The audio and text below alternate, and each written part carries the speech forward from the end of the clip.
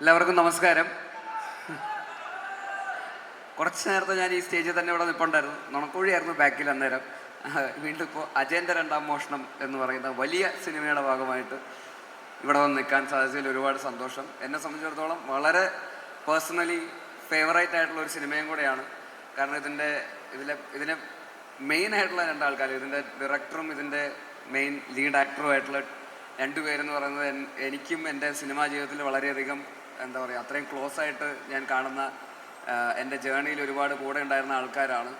ആദ്യം തന്നെ ഇതിൻ്റെ ഡയറക്ടർ ജിതിൻ ലാൽ, എൻ്റെ ആദ്യത്തെ ഷോർട്ട് ഫിലിമിൽ അവൻ അസിസ്റ്റൻറ്റ് ഡയറക്ടറായിരുന്നു.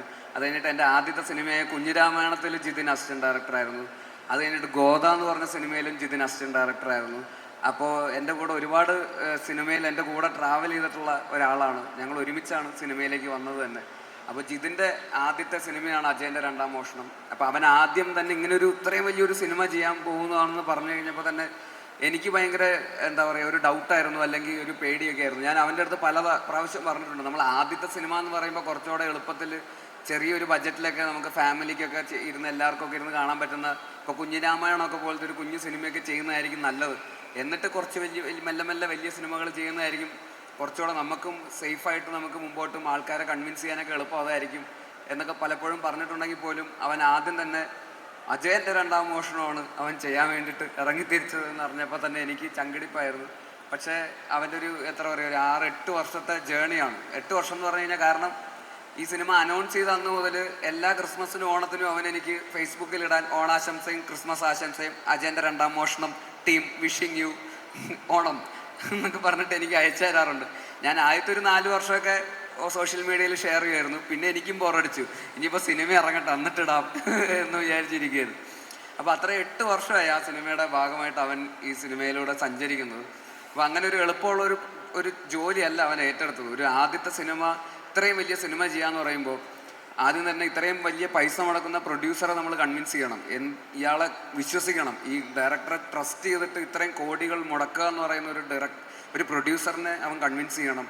ഇത്രയും എഫേർട്ട് എടുക്കാൻ വേണ്ടിയിട്ട് ആക്ടേഴ്സിനെ ഒരു ഡയറക്ടർ എന്നുള്ള രീതിയിൽ അവൻ കൺവിൻസ് ചെയ്യണം. ആദ്യത്തെ സിനിമ ചെയ്യാൻ പോകുന്ന ഒരു ഡയറക്ടറിന് വേണ്ടിയിട്ട് ഒരു ആക്ടർ 100-150 ദിവസമാണ് ഈ രാത്രിയും പകലും കിടന്ന് കഷ്ടപ്പെട്ട് പണിയെടുക്കുന്നത്. അപ്പോൾ അത്രയും ദിവസം ഒരു എഫേർട്ട്, ഒരു ജീവിതത്തിലൊരു മെയിൻ ഫേസ് തന്നെ അയാൾക്ക് വേണ്ടി ഡെഡിക്കേറ്റ് ചെയ്ത് അയാളെ വിശ്വസിച്ച് മുന്നിട്ടിറങ്ങുക എന്ന് പറയുന്നത് ആ ഡയറക്ടർക്ക്, ആ അഭിനേതാക്കളെയും അതുപോലെ തന്നെ കൂടെ വർക്ക് ചെയ്യുന്ന ടെക്നീഷ്യൻസ്, ഇതിൻ്റെ ക്യാമറാമാൻ മുതൽ എഡിറ്റർ മുതൽ മ്യൂസിക് ഡയറക്ടേഴ്സ്, എല്ലാ ടെക്നീഷ്യൻസിനെയും ഒക്കെ കൺവിൻസ് ചെയ്ത് ഒരു കുടക്കീഴിൽ എല്ലാവരെയും തൻ്റെ വിഷനോട് ചേർത്ത് പിടിച്ചുകൊണ്ട് കൊണ്ടുപോവുക എന്ന് പറയുന്നത് ഒരു ഡയറക്ടർ എന്നുള്ള രീതിയിൽ ഭയങ്കരമായിട്ടുള്ള കമ്മിറ്റ്മെൻറ്റും ഡെഡിക്കേഷനും, മെൻ്റലി കുറേ കൂടെ നമ്മൾ സ്റ്റേബിൾ ആയിരിക്കണം. ഈ പറയുന്ന ഭയങ്കര പ്രഷർ നമുക്ക് വരുന്ന സിറ്റുവേഷൻസ് ഉണ്ടാവും.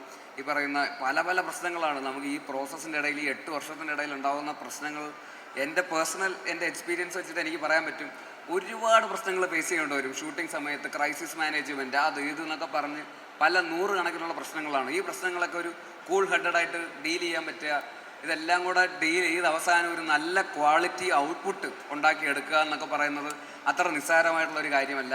അത് സക്സസ്ഫുള്ളി കംപ്ലീറ്റ് ചെയ്തിട്ടുണ്ടെന്നാണ് ഞാൻ വിശ്വസിക്കുന്നത്. ഞാൻ കണ്ടിടത്തോളം അങ്ങനെ തന്നെ സംഭവിച്ചിട്ടുണ്ട് എന്നാണ് ഞാൻ വിശ്വസിക്കുന്നത്. അതുകൊണ്ട് തന്നെ ജിതിൻ ലാൽ എന്ന് പറയുന്ന ഡയറക്ടറിന് ഞാൻ ഇവിടെ നിങ്ങളെല്ലാവരും ഒന്ന് കൈയടിക്കണം എന്ന് അഭ്യർത്ഥിക്കുകയാണ്. അതുപോലെ തന്നെ ടൊവിനോ, നിങ്ങൾക്ക് എല്ലാവർക്കും അറിയാം, ഞങ്ങൾ ഒരുമിച്ച് തുടങ്ങിയതാണ്. ഇതുപോലെ തന്നെ ഗോദയിൽ ടൊവി നായകനായിരുന്നു. അത് കഴിഞ്ഞ് മിന്നൽ മുരളി ചെയ്തു. അത് കഴിഞ്ഞിട്ട് ആണ് അജയൻ്റെ രണ്ടാം മോഷണത്തിലേക്ക് കയറുന്നത്. അപ്പോൾ എൻ്റെ അടുത്ത് ഈ സിനിമ അഭിനയിക്കുന്ന കാര്യം അന്ന് ജിതിൻ പറഞ്ഞിട്ടുണ്ടായിരുന്നു. അപ്പോൾ അങ്ങനെ ഞാൻ ഇതിൽ ഒരു റോൾ ചെയ്യുന്നുണ്ടായിരുന്നു. അപ്പോൾ ഇതിൻ്റെ പ്രോസസ്സ് എനിക്കറിയാം, ഇതിൻ്റെ ഷൂട്ടിംഗ്. അപ്പോൾ ഇതിൽ ഞാൻ എത്ര ഇമ്പോർട്ടൻറ്റ് ക്യാരക്ടറാണെന്ന് എൻ്റെ അടുത്ത് ചോദിക്കുമ്പോൾ ഞാൻ പറയും 3 ടൊവിനോ ഉണ്ട്, അത് കഴിഞ്ഞിട്ടേ ഞാനുള്ളൂ. എന്തായാലും അവൻ തന്നെ 3 ചെയ്യുന്നുണ്ട്. പിന്നെ അതിന് വേണ്ട നായികമാരും ഉണ്ട്. അതെല്ലാം കഴിഞ്ഞിട്ടുള്ളൊരു റോളാണ് എൻ്റെ റോള്. അപ്പോൾ 3 റോൾ ഒരാൾ തന്നെ, ഒരു നായകൻ്റെ കാശ് മേടിച്ചിട്ട് 3 പേരുടെ പണിയെടുക്കുക എന്ന് പറയുന്നത് അത്ര എളുപ്പമുള്ള കാര്യമല്ല. അതായത് ഒരു സിനിമയിൽ തന്നെ 3 ആളായിട്ട് നിൽക്കുക എന്ന് പറയുന്നത്, അതും പല കാലഘട്ടങ്ങളിലുള്ള ആൾക്കാരായിട്ട് അഭിനയിക്കുക എന്ന് പറയുന്നത് അത്ര നിസ്സാരമായിട്ടുള്ള കാര്യമല്ല. കാരണം നമ്മുടെ മാനറിസംസും നമ്മുടെ ബോഡി ലാംഗ്വേജും എക്സ്പ്രഷൻസും ഒക്കെ ഒരേപോലെ ആയിപ്പോകാനുള്ള സാധ്യതയുണ്ട്. അത് 3 ആളായിട്ട് ഫീൽ ചെയ്യിപ്പിക്കുക ഒരേ ഒരേ സമയത്ത് തന്നെ അടുത്ത സെക്കൻഡിൽ മറ്റേ ആളായിരിക്കും കാണിക്കുക. ഒരു 2 മിനിറ്റ് കഴിയുമ്പോൾ തിരിച്ച് വീണ്ടും ഈ കാലഘട്ടത്തിലെ ആളെ കാണിക്കും. ഇതെല്ലാം ഇങ്ങനെ മാറി മറിഞ്ഞുകൊണ്ടിരിക്കുമ്പോൾ നമ്മൾ പലതായിട്ട് തോന്നിപ്പിക്കുക എന്ന് പറയുന്നത് അത്ര നിസ്സാരമായിട്ടുള്ള ഒരു കാര്യമല്ല.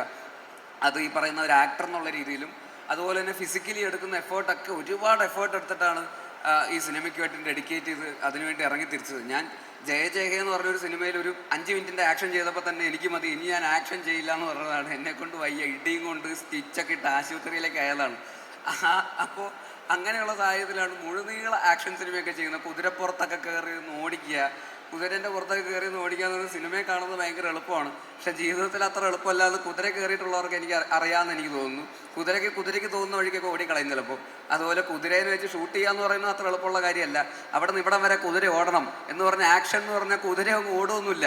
അങ്ങനെ യുദ്ധമൊക്കെ ഷൂട്ട് ചെയ്ത് നിങ്ങളൊന്ന് ആലോചിച്ച് നോക്കി, 500 കുതിര അവിടെ നിന്ന് ഇങ്ങോട്ട് ഇവിടം വരെ ഓടുകയാണ്. ഈ കുതിരകൾക്ക് ആക്ഷൻ എന്ന് പറയുമ്പോൾ തോന്നിയ വഴിക്കൊക്കെ ആയിരിക്കും ഓടുക. ഈ കുതിരകൾ എല്ലാവരെയും കൺട്രോൾ ചെയ്ത് 500 കുതിരകളിങ്ങനെ ഓടിക്കുക എന്ന് പറയുന്നത് അത്ര എളുപ്പമുള്ള കാര്യമല്ല.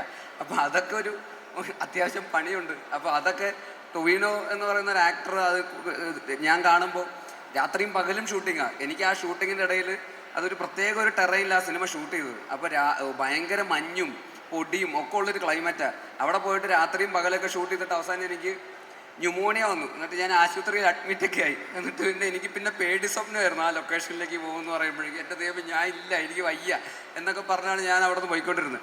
അപ്പോൾ ആ ലൊക്കേഷനിൽ നിന്നിട്ട് ഈ പറയുന്ന രാത്രിയും പകലും ആ തണുപ്പത്തും ഈ പറയുന്ന പൊടിയും വെയിലും പല കാലാവസ്ഥ ഫ്ലക്ച്വേറ്റ് ചെയ്തിരിക്കുന്ന സിറ്റുവേഷനിൽ ഫൈറ്റ് ചെയ്ത് പലതരത്തിലുള്ള ആക്ഷൻ സീക്വൻസുകൾ ചെയ്ത് ഇതെല്ലാം കഴിഞ്ഞിട്ട് അതിരാവിലെ കുതിര സവാരി, ഈ പറയുന്ന കുതിര ഹോഴ്സ് റൈഡിങ് പഠിക്കാൻ വേണ്ടി പോകും. രാവിലെ 6 മണിയാകുമ്പോൾ എണീറ്റ് കുതിരപ്പുറത്ത് പോകുന്ന കാണാം. ഷൂട്ടൊക്കെ കഴിഞ്ഞ് വരുമ്പോൾ അളിയും കുതിരേൻ്റെ പുറത്തായിരിക്കും.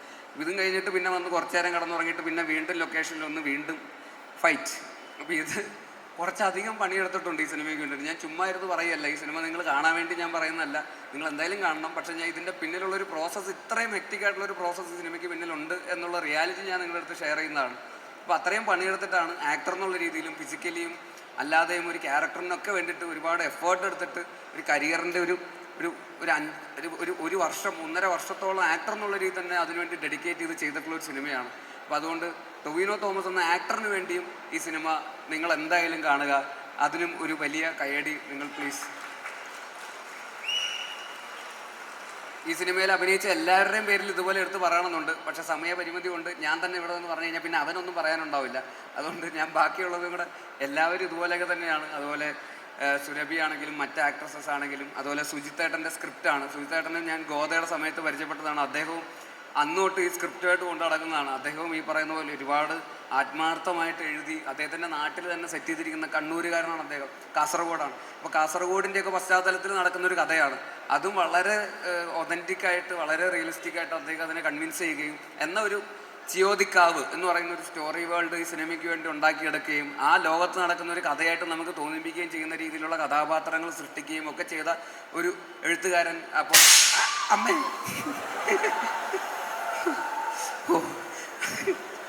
ആ ഫ്ലോഗ് പോയി, നീ പറഞ്ഞ് ചെയ്യിപ്പിച്ചാണോ ഇത്? സാധാരണ ഇങ്ങനത്തെ പരിപാടി നിന്റെ ഭാഗത്തുനിന്ന് ഉണ്ടാവാറ്. അപ്പോൾ എന്തായാലും നമ്മൾ പറഞ്ഞു ചിയോദിക്കാവ്. അപ്പോൾ നന്നായിട്ട് എഴുതിയിട്ടുണ്ട്. അതുപോലെ ഇതിൻ്റെ പ്രൊഡ്യൂസർ ലിസ്റ്റിൻ ചേട്ടൻ, അദ്ദേഹവും ഈ പറയുന്ന പോലെ നേരത്തെ പറഞ്ഞ പോലെ കടം മേടിച്ചും കുടുംബം വിറ്റുമൊക്കെയാണ് എന്നൊക്കെയാണ് അദ്ദേഹം പറയുന്നത്. അത് ഞാൻ വിശ്വസിക്കുന്നില്ല. എന്നാലും ഇത്രയും റിസ്ക് എടുത്തിട്ടാണ് ഈ സിനിമ അദ്ദേഹവും ചെയ്തിരിക്കുന്നത്. കാരണം ഇതിന് അത്യാവശ്യം നല്ല രീതിയിൽ കാശ് ചിലവായിട്ടുണ്ട്. അപ്പോൾ അത് ഇത്രയും ലാംഗ്വേജസിലൊക്കെ ഇറക്കി ഇത്രയും ആൾക്കാരുടെ മുമ്പിലേക്കൊക്കെ എത്തിച്ച് അത് ആ സിനിമ ഇവിടെ ഒന്നും നിൽക്കേണ്ട ഒരു സിനിമയല്ല, അത് കുറേ കൂടെ ലാർജർ ഓഡിയൻസിലേക്ക് ഇത് എത്തണം എന്നുള്ളൊരു വിഷൻ അദ്ദേഹത്തിൻ്റെ ഭാഗത്ത് നിന്നുണ്ടാവുകയും അങ്ങനെയാണ് ARM എന്നുള്ള പേരിലേക്ക് എത്തുന്നത് തന്നെ ആ ഒരു തോട്ട് പ്രോസസ്സിൻ്റെ ഭാഗമാണ്. അജയൻ്റെ 2ാം മോഷണം എന്ന് ഹിന്ദിയിലും തമിഴിലൊക്കെ പോയി കഴിഞ്ഞാൽ അവർക്ക് ചിലപ്പോൾ ചേട്ടാ ഒരു അജയൻ്റെ എന്ന് പറയാൻ ചിലപ്പോൾ ടിക്കറ്റ് എടുക്കാൻ നേരത്തെ ചിലപ്പോൾ ബുദ്ധിമുട്ടുമായിരിക്കും എന്നുള്ള ഒരു റിയലൈസേഷൻ കാരണമാണ് അദ്ദേഹം അതിന് ARM എന്നിട്ട് കഴിയുമ്പോൾ ഇപ്പോൾ തമിഴ്നാട്ടിൽ പോയാലും ഹിന്ദി പോയാലും എല്ലാവർക്കും ARM എന്നൊക്കെ പറയാൻ എളുപ്പമാണല്ലോ. അപ്പോൾ അത് നല്ലൊരു കയ്യടി അദ്ദേഹവും അറിയിക്കുന്നുണ്ട്. ആ റിസ്കിന് എല്ലാവരും പ്ലീസ് ലിസ്റ്റിൻ ചേട്ടൻ, അതുപോലെ എല്ലാ ടെക്നീഷ്യൻസും, ADs, ബാക്കി ക്രൂ, ഇവരുടെയൊക്കെ എഫേർട്ട് നേരിട്ട് കണ്ടിട്ടുണ്ട്. അതിൻ്റെ ഒരു ചെറിയ ഭാഗം എന്നുള്ള നിലയിൽ എനിക്കിത് വളരെ ജെന്യുവനായിട്ട് പറയാൻ പറ്റും. അപ്പോൾ തീർച്ചയായിട്ടും ഈ സിനിമ ഓണത്തിന് തിയേറ്ററുകളിലെത്തുമ്പോൾ നിങ്ങളുടെ എല്ലാവരുടെയും സപ്പോർട്ട് ഉണ്ടാവണം.